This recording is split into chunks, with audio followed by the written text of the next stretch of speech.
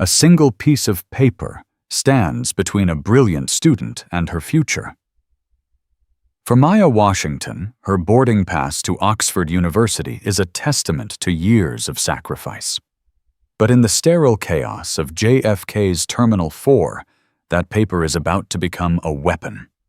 The gate agent, a woman with eyes as cold as a winter sky, doesn't just deny her entry.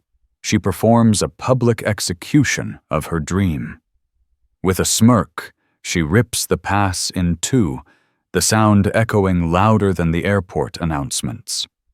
And as Maya stands there paralyzed by shock and humiliation, the agent leans in and whispers 6 words that will unravel 2 families and expose a secret buried for a quarter of a century. Google my last name. The air in John F. Kennedy International Airport's Terminal 4 was a familiar symphony of chaos. Wheels of roller bags hummed against the polished floors, distant garbled announcements echoed from the ceiling, and 1,000 fragmented conversations blended into a low, anxious roar. For Maya Washington, it was the sound of victory. Each chaotic note was a step closer to the hushed, hallowed halls of Oxford University. At 21, Maya carried an aura of quiet intensity. She wasn't just smart. She was disciplined, a trait instilled by her father Marcus, a stern but loving architect, and softened by her mother Lena, a high school principal who saw potential in every child. Maya was their masterpiece. Valedictorian, a full scholarship for a prestigious summer medical ethics program at Oxford, and the first in their immediate family to study abroad. Her future felt as tangible and promising as the crisp new passport in her hands. She approached the gate for British Airways Flight 112, her heart thrumming a little faster. This was it, the final barrier. She'd meticulously packed, weighed her luggage to the ounce, and triple-checked her documents. Everything was perfect. The line moved slowly, a sluggish river of tired travelers. At the front behind the counter stood 2 agents. One was a cheerful-looking man, efficiently scanning passes and wishing passengers a pleasant flight. The other was a woman. She was perhaps in her late 40s, with hair pulled back so tightly it seemed to stretch the skin at her temples. Her uniform was immaculate, the navy blue blazer perfectly pressed. But it was her face that held Maya's attention. There was a severity to her features, a thin-lipped disapproval that seemed to be her default expression.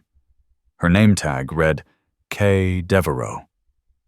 As Maya got closer, she watched Agent Devereaux interact with the passenger in front of her, a flustered tourist fumbling with his phone. Her movements were sharp, impatient.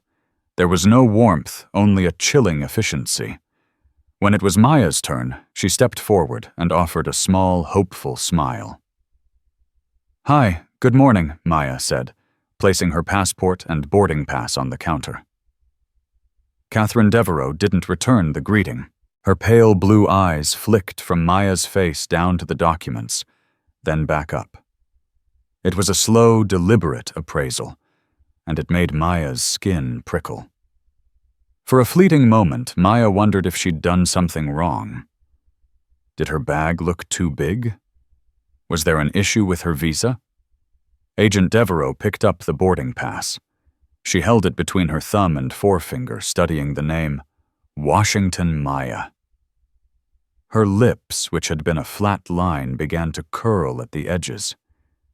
It wasn't a smile. It was a smirk laced with something that looked unnervingly like satisfaction. Washington, she said the name rolling off her tongue with a strange emphasis. Heading to Oxford. Very impressive. Thank you, Maya replied, her own smile faltering. The woman's tone was anything but complimentary. It was mocking. I'm really excited. Agent Devereaux's eyes locked onto hers. The smirk widened, revealing a glimpse of her teeth. "I'll bet you are. All that hard work. All that ambition." The male agent glanced over, a flicker of concern crossing his face, before he quickly looked away, suddenly very busy with his computer. A few passengers behind Maya shifted their weight, sensing the strange tension. And then it happened. With a swift, deliberate motion, Katherine Devereaux ripped the boarding pass in two. Rip! The sound was shockingly loud in the bubble of silence that had formed around the counter. It was clean, decisive, and utterly devastating. The two halves of the paper fluttered onto the counter. Maya stared, her brain refusing to process what her eyes had just seen. Her dream, her scholarship, her future torn in half. A wave of nausea washed over her. What did you do?" she stammered, her voice barely a whisper. The agent leaned forward, her elbows resting on the counter. The smirk was gone, replaced by a chillingly serene expression. She laughed. It wasn't a loud, boisterous laugh, but a low, breathy chuckle that was somehow more terrifying. It was a sound of pure, unadulterated triumph. "You're not going anywhere today, Ms. Washington," she said, her voice soft and venomous. Tears welled in Maya's eyes, hot with confusion and humiliation. "Why, my documents are all valid." "Everything is in order." Her voice rose, attracting more attention. People were starting to stare openly now. "Boarding is closed for this passenger," Agent Devereaux announced to no one in particular, her voice regaining its professional, detached tone. She started to gather the ripped pieces of the pass, as if tidying up a minor spill. "You can't do this," Maya cried, desperation clawing at her throat. "Call a supervisor. I have a scholarship program that starts tomorrow. I have to be on this flight." Katherine Devereaux paused. She looked left, then right, as if to ensure they had an audience. Then she leaned in so close that Maya could smell the faint, cloying scent of her perfume. Her voice dropped to a conspiratorial whisper, a secret meant only for Maya, yet charged with the weight of a public declaration. "They can print you another boarding pass," she whispered, her eyes gleaming with a feverish light. "They can even book you another flight. But you need to understand why this happened." She paused, letting the silence hang between them thick and suffocating. "So when you're sitting here trying to figure it all out, do me a favor." She pushed the torn halves of the boarding pass towards Maya. Her manicured finger tapped the name tag on her blazer. "Devereaux. Google my last name." With that, she turned away, dismissing Maya as completely as if she had ceased to exist. She picked up a stack of paperwork and began shuffling through it, her expression once again a mask of detached professionalism. The show was over. Maya stood frozen, the ripped pieces of her future lying on the cold laminate counter. The laughter of the agent echoed in her ears, not the sound itself, but the malicious joy behind it. Humiliation burned on her cheeks. Behind her, the line was being rerouted to the other agent. People averted their eyes, whispering. She was an obstacle, a scene to be moved past. Her mind was a maelstrom of questions. Devereaux. Why? What did that name mean? It was a cruel, nonsensical act of sabotage. A gate agent, a total stranger, had just derailed her life with a laugh and a cryptic command. As the final boarding call for Flight 112 blared from the speakers, the sound felt like a funeral dirge for a dream that had just been murdered right before her eyes. The gate area emptied with an agonizing finality. Each click of a suitcase wheel, each cheerful "See you in London" was a fresh stab of despair. Maya was eventually led away by a flustered supervisor, a man named Mr. Henderson, whose face was a mask of practiced corporate concern. He spoke in soothing, meaningless platitudes about unfortunate incidents and thorough investigations. "This is completely unacceptable." "Of course," he said, guiding her to a small, windowless office away from the public eye. "We will be taking this very seriously. Agent Devereaux has been temporarily relieved of her duties pending a review." Relieved of her duties. Maya's voice was hollow. "She needs to be fired. She destroyed my boarding pass, my trip. I have to get to Oxford. We will absolutely get you on the next available flight. Ms. Washington, it leaves in 6 hours. 6 hours. An eternity. Her orientation. The welcome dinner with the professors all missed. Her perfect, meticulous plan was shattered. But the timing was secondary to the burning obsessive question. Why did she say why she did it? Maya asked, her gaze fixed on the supervisor's face, searching for a flicker of truth. Mr. Henderson shifted uncomfortably. She was incoherent. "She's been placed on immediate leave. Again, our sincerest apologies." He offered her a voucher for a meal and access to the first-class lounge. It felt like a bandage on a gaping wound. Left alone in the sterile quiet of the lounge, Maya sank into a plush leather armchair that felt more like a cage. The adrenaline had worn off, leaving behind a thick, syrupy dread. She pulled out her phone, her hands trembling. Her first instinct was to call her parents. "Mom," she said, the word cracking. "Maya, honey, are you boarding? Have a wonderful, wonderful time." Lena's voice was bright with pride.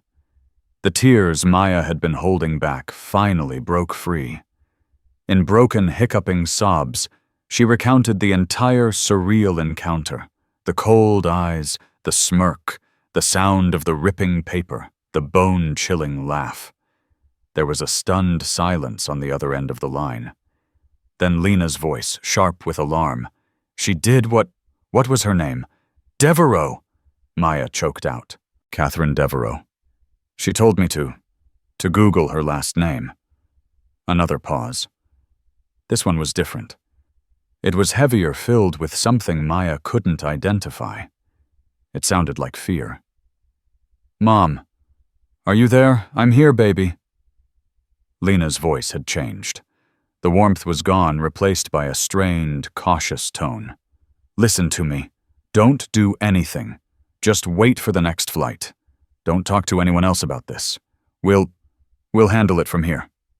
"Handle what, Mom? What is going on?" "Do you know that name, Maya, please?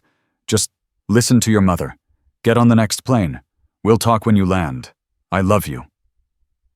The line went dead. Maya stared at her phone, a new layer of cold dread seeping into her bones. Her mother's reaction wasn't just concern. It was panic. They knew. They knew the name Devereaux, and they were terrified of it. Her mother had told her not to, but the agent's whisper was an itch she had to scratch. It was the only clue. Her fingers, still trembling, typed the words into the search bar. Devereaux. The results were generic at first. A French winery, a boutique hotel, a common surname. That wasn't it. She needed more. The supervisor had called her Agent Devereaux. But the incident was too personal. It wasn't about the airline. It was about her. Her name. Washington. She refined her search. Devereaux and Washington. The screen refreshed. And there it was. The digital ghost appeared instantly, a specter from a past she never knew existed. The top result was a link to a 25-year-old news article from the New York Times. The headline hit her like a physical blow. Renowned surgeon Dr. Alistair Devereaux found negligent in landmark malpractice suit.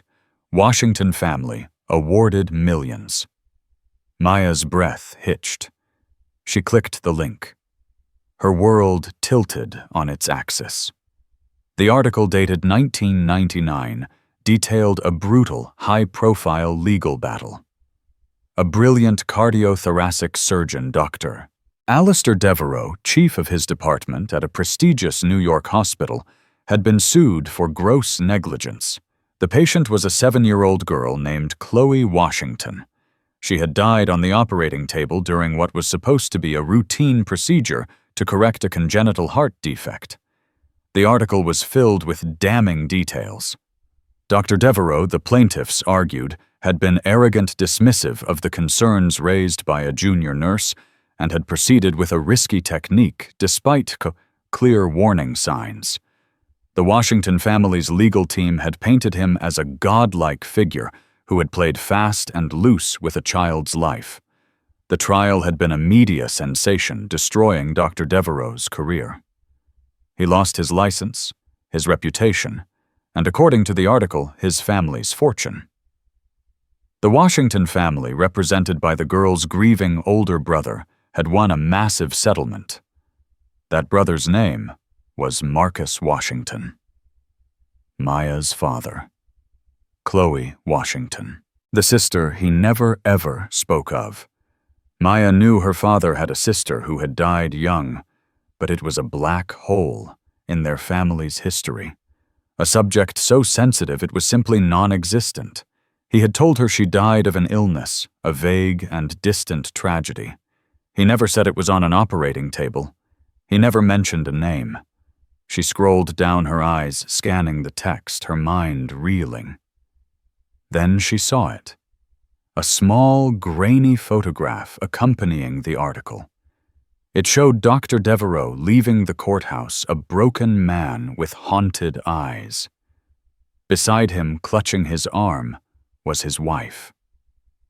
And standing slightly behind them, a young woman in her early 20s, her face a mask of fury and grief, staring directly at the camera. Her features were sharper then, but the eyes were unmistakable. They were the same cold, pale blue eyes that had stared back at her from across the gate counter. A caption identified her. Katherine Devereaux, the doctor's daughter. The air rushed out of Maya's lungs. It all clicked into place, a horrifying mosaic of generational hatred. This wasn't a random act of cruelty by a disgruntled airline employee. This was revenge. A quarter of a century in the making. Katherine Devereaux hadn't just seen a passenger named Washington. She had seen the daughter of the man she blamed for destroying her father, for obliterating her family, for taking away her entire world. And in a moment of twisted poetic justice, she had decided to take away Maya's. Maya felt sick. The luxury lounge, the free meal voucher, the supervisor's apologies, it all felt like a grotesque joke. She was a pawn in a war that had started before she was even born. Her trip to Oxford wasn't just a trip. It was an insult to the Devereaux family's suffering. Her success, the very ambition Katherine had sneered at, was built on the ashes of their ruin. She looked at the photo of the young Katherine Devereaux again, at the raw hatred burning in her eyes. And she understood. This was far from over. Ripping up a boarding pass was just the opening shot. The 6-hour wait for the next flight was a fever dream. Maya didn't eat. She didn't read. She just sat, the ghost of Chloe Washington and the furious specter of the Devereaux family swirling in her mind. When she finally boarded the new flight, the politeness of the crew felt menacing. Every smile seemed to hide a secret. The roar of the engines on takeoff didn't sound like freedom. It sounded like a descent. She landed at Heathrow in a fog of jet lag and emotional exhaustion. The message she sent her parents was curt. "Landed. I know everything. We need to talk." The subsequent video call was the most difficult conversation of her life. Her parents appeared on the screen, their faces etched with a weary dread. Marcus, her father, looked older than he had just a day before. His usually proud, upright posture was gone, replaced by a slump of profound guilt. "Maya," he began, his voice raspy. "I am so sorry." "Sorry." Maya's voice was dangerously quiet. "Sorry you never told me that my entire life is built on a family tragedy you buried, that you had a sister named Chloe, that you sued a doctor and destroyed his family, and that his daughter just happens to be a gate agent for the airline I'm flying, Lena." Her mother flinched at every word. "We were trying to protect you, honey. Protect me. By letting me walk into a landmine." "Mom," she laughed while she did it. She wanted me to feel it, and she wanted me to know exactly why. "And you knew your reaction on the phone. You knew the name Devereaux." Marcus held up a hand, his eyes pleading. "Let me explain, please." And so the story tumbled out a 25-year-old torrent of grief, anger, and secrets. Chloe wasn't just a sister who died. She was Marcus's entire world. Their parents had passed away when he was 19, leaving him at 22 as Chloe's legal guardian. He was a young architectural intern, suddenly a single father to a bubbly 7-year-old with a faulty heart.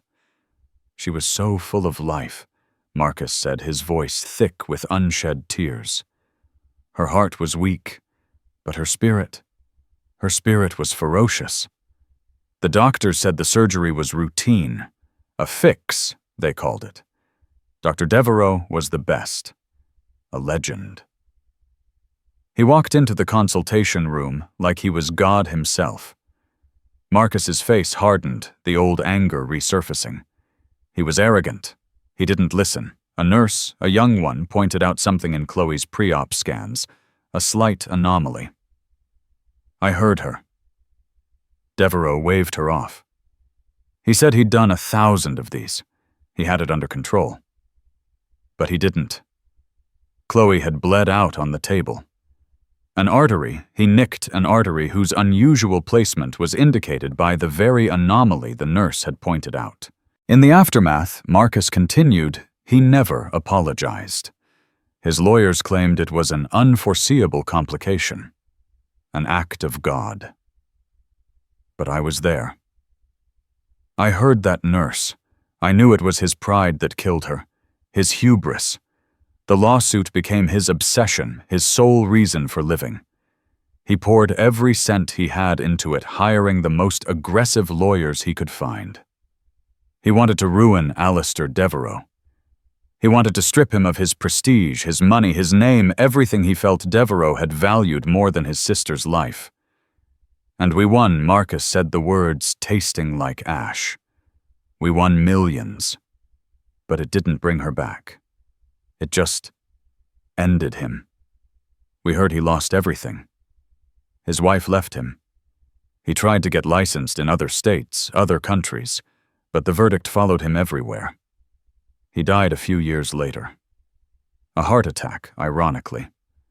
Maya listened, her own anger beginning to morph into a profound, aching sadness. She finally understood the depth of her father's wound, the secret grief he had carried every single day. She understood his overprotective nature, his relentless drive for her to succeed. It was all for Chloe, the daughter who never got a future. And Katherine, Maya asked softly. She was at the trial every day. Lena answered, her voice trembling. She'd stare at Marcus with such hatred. After it was over, we used the settlement money to move to start fresh. I had just met your father, and he was a shell of a man. We bought the house he started his firm, and we had you. We decided to leave the ghost of Chloe in New York. We thought we were giving you a clean slate, a life untouched by that horror. A clean slate. Maya looked around her small dorm room at Oxford. It was a world away from that New York courtroom, yet the ghosts had followed her here. They had been waiting for her at the gate. So you erased her, Maya said, the accusation hanging in the air. You erased Chloe. And you erased the Devereaux. You pretended none of it existed. It was a weight Maya Marcus pleaded. A terrible, crushing weight. I didn't want you to have to carry it. I wanted you to fly. That woman at the airport, she wanted to anchor you to my past, to our past. I am so sorry I gave her the power to do that. The call ended with fragile assurances and promises to talk more. But Maya felt a chasm had opened between them. Her life story had been a lie of omission. She wasn't just Maya Washington, the brilliant scholar. She was Maya Washington, the niece of a dead girl and the daughter of the man who had avenged her. Her success, her ambition, the very scholarship that brought her here, was funded in a roundabout way by the money that had ruined another family. The boarding pass wasn't just ripped. It was a bill delivered across decades for a debt she never knew her family owed. And she had a horrifying feeling that Katherine Devereaux believed the first installment had only just been paid. Katherine Devereaux did not live in a place that betrayed a past of privilege. Her apartment was a small third-floor walk-up in Queens, overlooking the rumbling elevated tracks of the 7 train. The building's hallway smelled of stale curry and disinfectant. Inside her space was obsessively neat, almost sterile, but threadbare. The furniture was old, the kind one keeps not out of sentiment, but out of necessity. On a small, polished side table sat the only relic of her former life, a heavy, silver-framed photograph. It was of her father, Dr. Alastair Devereaux, not as the broken man in the courthouse photos, but from before. He was in his prime, smiling in a crisp tuxedo at a hospital gala, his arm around Katherine's mother. Behind them stood a teenaged Katherine, her face beaming with uncomplicated adoration for her father, the hero. Katherine stared at the photo now, the day after her confrontation with Maya Washington. She felt no remorse, only a grim, hollow satisfaction, like a starving person who'd finally had a single bite of food. For 25 years, she had nursed a cold, hard stone of hatred in her heart. Yesterday, for a few triumphant moments, that stone had felt warm. Her life had been cleaved in two by Marcus Washington. The before was a world of private schools, summers in the Hamptons, and the unimpeachable reputation of the Devereaux name. Her father was a god in their world, a man who held life and death in his gifted hands. He was brilliant, yes, but also kind, she remembered fiercely.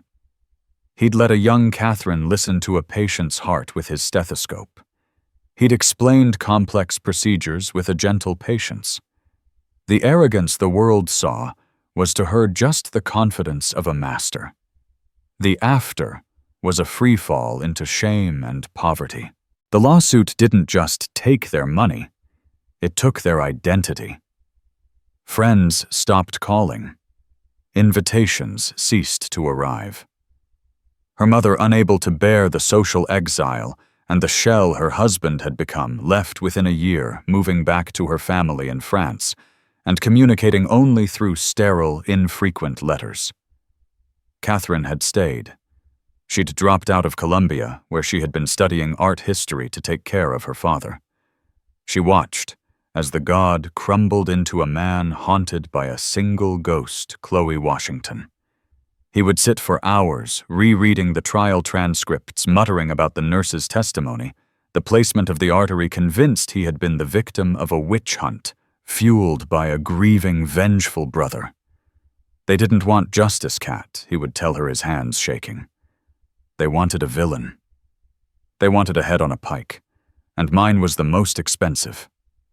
When he died, Katherine was left utterly alone, with a tarnished name and a mountain of debt. No one would hire the daughter of the infamous Dr. Devereaux for any position of stature. She took whatever work she could get, eventually landing the soulless, anonymous job as a gate agent. It was a particular kind of hell, watching people jet off to the kinds of lives she was supposed to have had, a constant daily reminder of everything she had lost. She never sought out the Washingtons, but she never forgot the name. Over the years, she had allowed herself the masochistic ritual of Googling them. She watched from afar as Marcus Washington's architectural firm grew, as he was featured in magazines, as his wife became a respected principal. She saw the birth announcement for their daughter Maya. And then a few months ago, she'd seen an article about a brilliant young student from New York, Maya Washington, who had won a prestigious scholarship to Oxford. The article was accompanied by a picture, and Katherine had felt a jolt, a dark sense of destiny. The universe, in its cruel and indifferent way, was finally delivering an opportunity. She tracked the scholarship details. She knew Maya would be flying to London for the summer program. With a chilling patience, she began maneuvering. She traded shifts, pulled in favors, and endured endless hours of overtime to ensure that she would be working the gate for the transatlantic flights out of JFK on the day Maya Washington was scheduled to depart. It was a long shot, but the stone of hatred in her heart demanded she try. When she saw the name on her screen that morning, Washington Maya, her blood ran cold, then hot. It was real. She was here. The daughter of Marcus Washington, waltzing off to a golden future at Oxford, the kind of future Katherine herself might have had. The injustice of it was a physical thing, a bile that rose in her throat. The plan hadn't been to rip the boarding pass. The plan had been simpler: deny her boarding on a technicality, cause a delay, inflict a small measure of the frustration and helplessness her family had endured for decades. But when Maya stood before her, so full of hope and innocent ambition, something inside Katherine snapped. She saw her own stolen future in Maya's bright eyes. She saw her father's ruin reflected in Maya's success. The smirk, the laugh, the tearing of the paper, it was an instinctive, primal act of rage. It was a message not just to Maya, but to the ghost of Marcus Washington. You see, you took my world, and I can take a piece of your daughter's. Now, sitting in her silent apartment, the temporary satisfaction was already fading, replaced by a nervous, volatile energy. Her supervisor's call had been blunt. She was suspended without pay, and a termination was likely. The airline's legal team would be in touch. She had likely thrown away her job, her only source of stability. But she didn't care. She had waited 25 years for a moment of retribution. The Washingtons thought they could bury the past, that their money and success could pave over the grave of Katherine Devereaux. She had just reminded them that ghosts don't stay buried. They wait. And the sound of a ripped boarding pass was just a whisper. She knew with a certainty that chilled her to the bone that the scream was yet to come. The world found out about the ripped boarding pass on a Tuesday. A business traveler waiting in line behind Maya had filmed the entire exchange on his phone. He hadn't done it out of a sense of justice, but out of a bored, modern instinct to document any public disruption. He'd posted the 45-second clip to his Twitter feed with a cynical caption, "Gate agent at JFK having a complete meltdown. Poor kid just wanted to get on her flight. Air rage, JFK. Travel nightmare." For a few hours, it was just another piece of digital flotsam. Then someone recognized Maya. A friend from her university retweeted it, adding context. "This is my friend Maya Washington. She's a brilliant pre-med student who won a full scholarship to Oxford. This wasn't just a meltdown, this was targeted harassment." That was the spark. The story, now framed as a malicious attack on a young, gifted black student, became a wildfire. By the time Maya woke up in her Oxford dorm room, the video had millions of views. Justice. For Maya and Hatch, Gate Agent from Hell, were trending. The clip was on every major news outlet. Pundits were dissecting Katherine's cold smirk. Maya's look of stunned disbelief, the chilling finality of the rip. The narrative was simple and potent.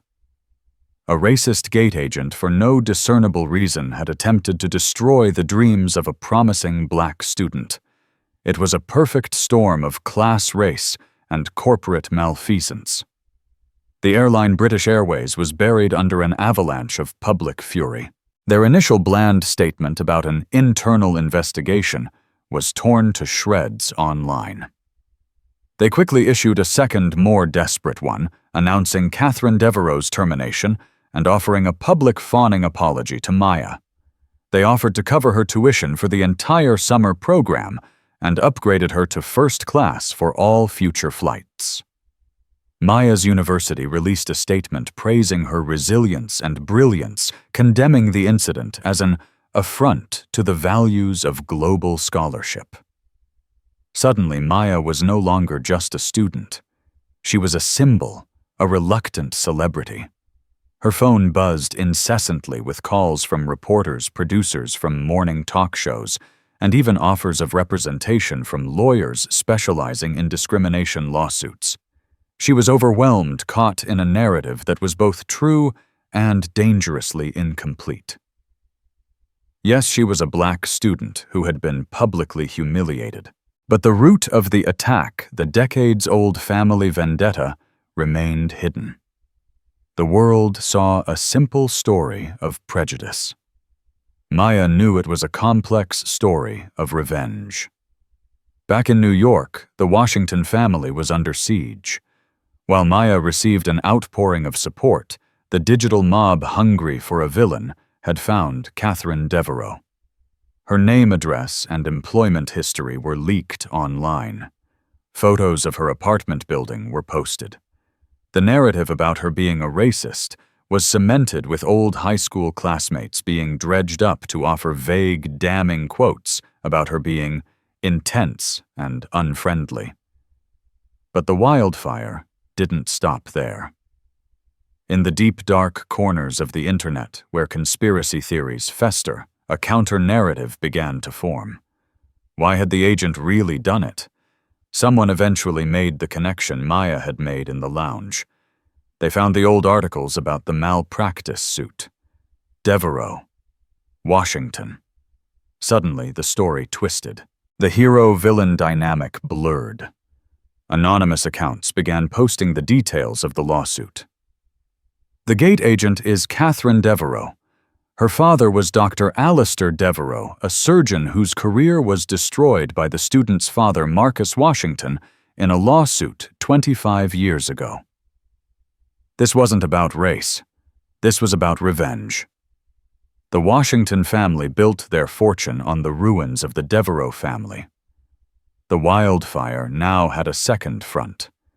Two camps formed. One saw Maya as the victim of a racist system. The other saw Katherine as a tragic figure pushed to the edge by a historical injustice against her family, and painted Marcus Washington as the original villain. Marcus's architectural firm was review-bombed, its online ratings plummeting overnight. Commenters accused him of being a grifter who had profited from his own sister's death. Maya watched in horror from thousands of miles away as her family's most painful secret was debated, dissected, and distorted by millions of strangers. Her father wasn't a grieving brother anymore. He was a lawsuit lottery winner. Her mother wasn't a protective parent. She was an accomplice to a cover-up. And she, Maya, was either a blameless victim or the undeserving heir to a blood-soaked fortune. The truth, she realized, didn't matter. The internet didn't want truth. It wanted a story. And it had two compelling ones to choose from. The pressure was immense. Her university, while publicly supportive, was now dealing with uncomfortable questions about the source of the Washington family's wealth. The airline was desperate for the story to die. And Maya felt trapped in the middle, the unwilling protagonist in a global drama. She knew she couldn't hide. The story was out of her control, spiraling into a vortex of accusation and speculation. The only person who held a piece of the real truth was Katherine Devereaux, the woman who had started it all with a laugh and a whisper. Maya made a decision. She couldn't fix the past, but she couldn't let the distorted narratives of the present define her family or her future. She had to face Katherine. Not for revenge, not for an apology, but for the one thing the millions of screaming voices online couldn't provide: the complete truth. Getting to Katherine Devereaux was harder than Maya anticipated. Katherine had disappeared. Fired, doxxed, and vilified, she had abandoned her apartment in Queens, vanishing into the anonymity of the city. The media couldn't find her. The airline's lawyers couldn't serve her papers. She was a ghost. But Maya had an advantage the rest of the world didn't. She understood Katherine's motivation. This wasn't just about a job or public opinion. This was about family. This was about Alistair Devereaux. Working on a hunch, Maya called her father. The conversation was strained, but the public firestorm had forged a new, fragile honesty between them. "Dad," she said, her voice steady, "where is Dr. Devereaux buried?" There was a long silence. "Maya, don't. Please, let it go." "I can't. The story they're telling online, it's tearing us apart. It's turning Katherine into a monster and you into a villain. Neither is the whole truth. I need to talk to her. Please." "Where is he?" Reluctantly, Marcus told her. "A quiet old cemetery in Westchester County, a place far removed from the city's glare, where the sins of the past could rest under manicured lawns and weeping willows." 2 days later, Maya was back in New York. She had given a vague excuse to her Oxford program coordinators about a family emergency. The flight back was a surreal experience in first class, a luxury prison where flight attendants treated her like a fragile celebrity. She rented a car and drove north the city's concrete sprawl, giving way to the lush green quiet of the suburbs. She found the grave easily. Alistair Devereaux, M.D., beloved father, 1948-2003. It was a simple, elegant headstone, and standing before it, a solitary figure in a dark coat despite the mild weather, was Katherine. She looked smaller than she had at the airport, diminished. Her hair was down, falling around a face that was pale and drawn. She wasn't the monster from the viral video, nor the vengeful fury from the courthouse photo. She just looked lost. Katherine heard Maya approach. Her body tensed. She turned, and her eyes widened in disbelief, then narrowed with a familiar flicker of hostility. "You?" she breathed, her voice raspy. "What are you doing here? Come to gloat, to see what you and your father have accomplished?" "No," Maya said softly, stopping a respectful distance away. "I came to understand." "Understand?" Katherine let out a harsh, bitter laugh. "You can't possibly understand. Your father took everything from him. From me. He took his name, his life's work. And for what money? Your family's comfort was purchased with my father's soul." "It wasn't about the money," Maya countered, her own voice rising with an emotion she couldn't name. "It was about my aunt. It was about Chloe." "Chloe!" Katherine sneered the name like poison on her lips. "The sainted Chloe. My father performed over 2,000 successful surgeries, 2,000 people who lived because of him. But all anyone remembers is the one he lost. Your father made sure of that." "He made a mistake," Maya shot back. "He was warned by a nurse and he ignored her. His arrogance killed a 7-year-old girl." "My father was not arrogant, he was confident." Katherine's voice cracked, the grief raw and exposed. "He was the best. That nurse, she was new, inexperienced. He reviewed the charts himself. He believed he could save Chloe Washington, and your father crucified him For failing, they stood there 2 generations of pain, shouting at each other over a grave. The daughters of 2 broken men, each defending her own family's truth. "He died in shame because of your family," Katherine whispered, tears finally tracing paths down her pale cheeks. "He had a heart attack in a rented room, surrounded by medical books he could no longer use. Do you have any idea what that's like?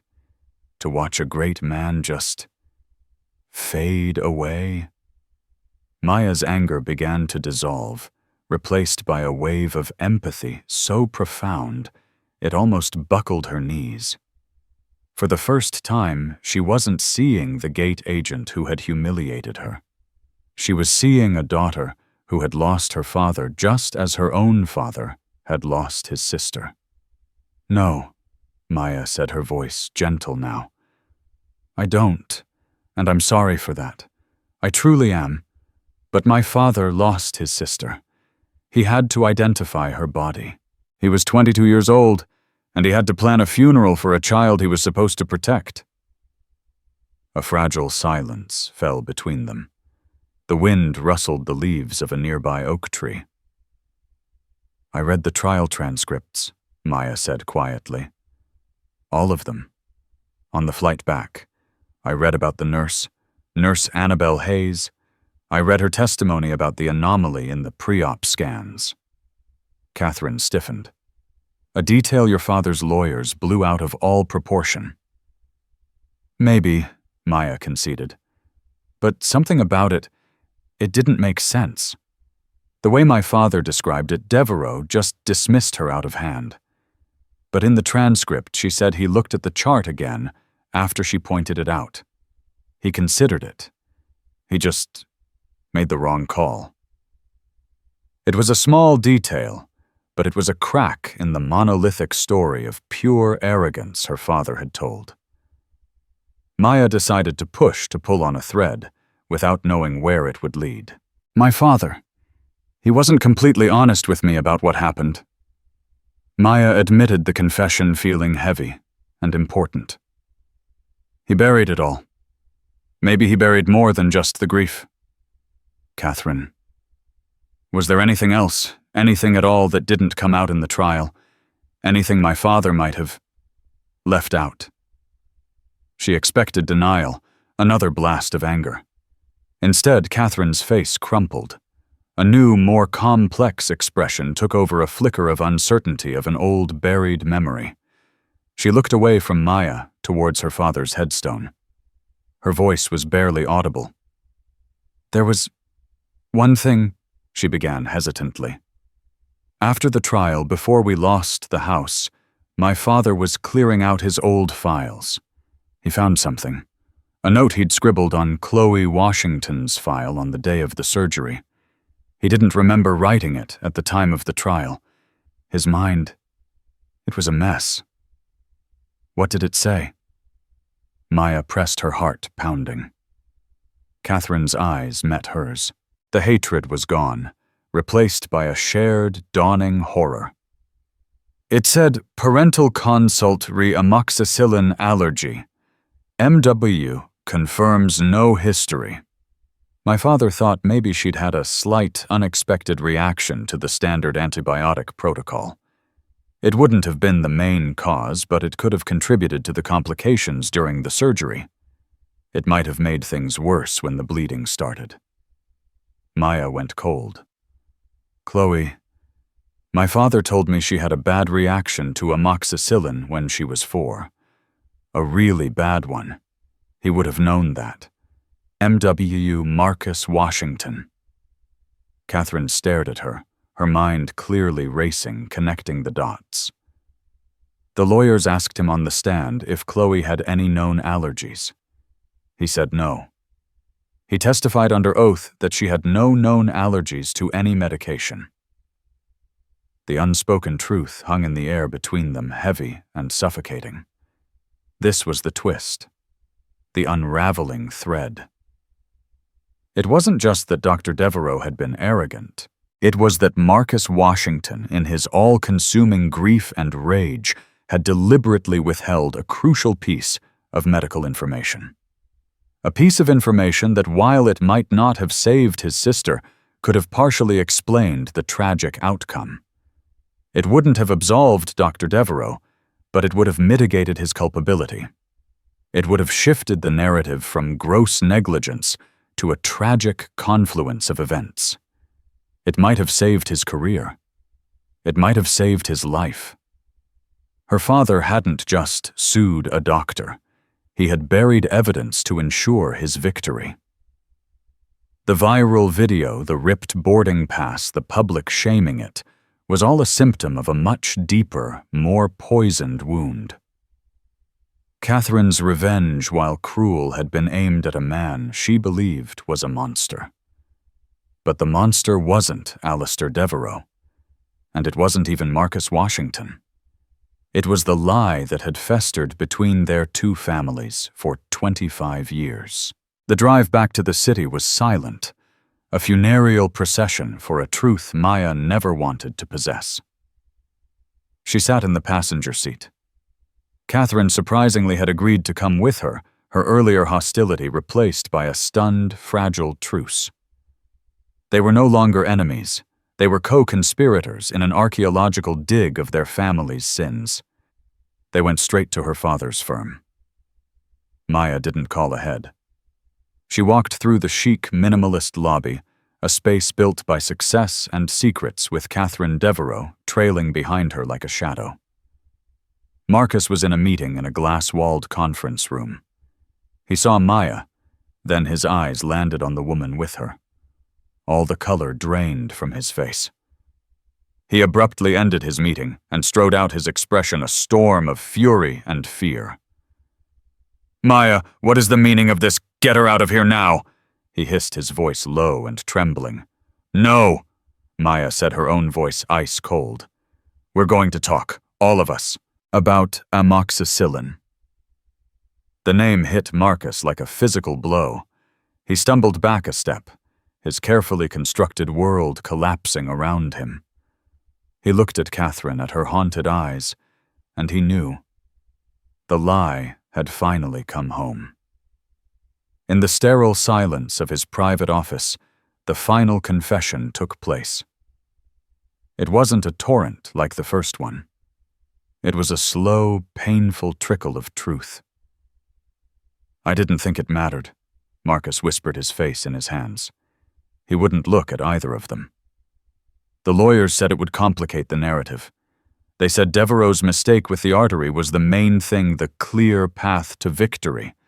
They said bringing up the allergy would just confuse the jury, make it seem like I was trying to share the blame for something that was his fault. Share the blame. Katherine's voice was hollow. It was a contributing factor. It could have explained why she deteriorated so quickly. It was a piece of the medical puzzle. "You didn't just complicate a narrative, you buried exculpatory evidence." "He was arrogant," Marcus finally yelled, looking up, his eyes wild with a quarter-century of self-justification. "He swaggered into that room like a god. He killed my sister. I wanted him to feel what it was like to lose everything. I wanted to destroy him. So yes, I lied. I sat on that stand and I lied. Was I wrong? Of course I was wrong. But you don't know what it was like, the rage, the grief." "Try me," Katherine said, her voice dangerously quiet. "I held my father's hand as he died, bankrupt and broken, whispering your sister's name. Tell me more about grief." There was nothing left to say. The confession hung in the air, ugly and undeniable. Marcus Washington, the grieving victim, the righteous avenger, was also a perjurer who had let one man take the fall for a tragedy that had two authors. The aftermath was not a neat resolution. There was no cathartic moment of forgiveness. How could there be? The damage was too deep, the graves too real. But what followed was a series of quiet, deliberate actions. 2 days later, Marcus Washington held a press conference. With Maya and Lena by his side, he read a prepared statement. He didn't mention Katherine or the airport incident directly. Instead, he told the full story of Chloe Dr. Devereaux and the trial. He publicly admitted to withholding the information about his sister's allergy and to committing perjury. He announced he was stepping down from his firm and that he would be setting up a charitable foundation in both Chloe Washington's and Dr. Alistair Devereaux's names dedicated to promoting transparency and ethics in medical malpractice cases. He was publicly shamed, but it was a self-immolation, an act of atonement on his own terms. The internet narrative once again violently shifted. He was a flawed, tragic figure. Sympathy in some quarters returned. Katherine Devereaux gave one and only one interview to the New York Times journalist who had originally broken the story of the airport incident. She told her side calmly and without vitriol. She spoke of her father's brilliance, his decline, and the weight of the lie she now understood had crushed him. She expressed regret for the way she had targeted Maya, framing it as the desperate act of a woman misled by an incomplete truth. Her name was in the public eye, cleared of random malice and racism, if not of the act itself. The airline quietly reached a substantial settlement with her for wrongful termination under duress. Maya returned to Oxford. The noise eventually died down. She was no longer a symbol, just a student again, albeit one with a past. Her relationship with her father was forever changed, strained by the new complicated truth, but also deepened by a shared understanding of human fallibility. She never saw Katherine Devereaux again. There was no reason to. Their families were inextricably linked by tragedy, but they were not destined to be friends. Their encounter was a violent collision meant to realign the past, not to forge a future. Sometimes late at night in the quiet of her dorm room, Maya would think about that moment at the gate. The smirk, the laugh, the rip. It was an act of pure hatred born from a lie. But it had, in its own terrible way, been an act of liberation. It had forced the ghosts out into the open, not to be vanquished, but to finally be seen in all their flawed, tragic human complexity. Her future was still hers, but it was no longer a straight, bright line. It was a path that acknowledged the shadows, a path built not on a clean slate, but on the complicated, messy calculus of ghosts. This wasn't just a story about a ripped boarding pass. It was a story about the echoes of the past, about how one lie buried under years of grief and anger can ripple forward and shatter the lives of a new generation. We saw how quickly the world rushes to judgment, creating heroes and villains from a 45-second video clip, when the truth is almost always infinitely more complex, more painful, and more human. It forces us to ask, what secrets do our own families hold? What untold stories shape the people we are today? And how much of what we call justice is really just a desire for revenge? Maya and Katherine were enemies, then unwilling allies in uncovering a devastating truth that changed everything. Their story is a powerful reminder that forgiveness is not always possible, but understanding is essential. If this story moved you and made you think, please give this video a like and share it with someone who appreciates deep, dramatic storytelling. And don't forget to subscribe to the channel and hit the notification bell for more real-life dramas that explore the secrets and lies that shape our world. Thank you for listening.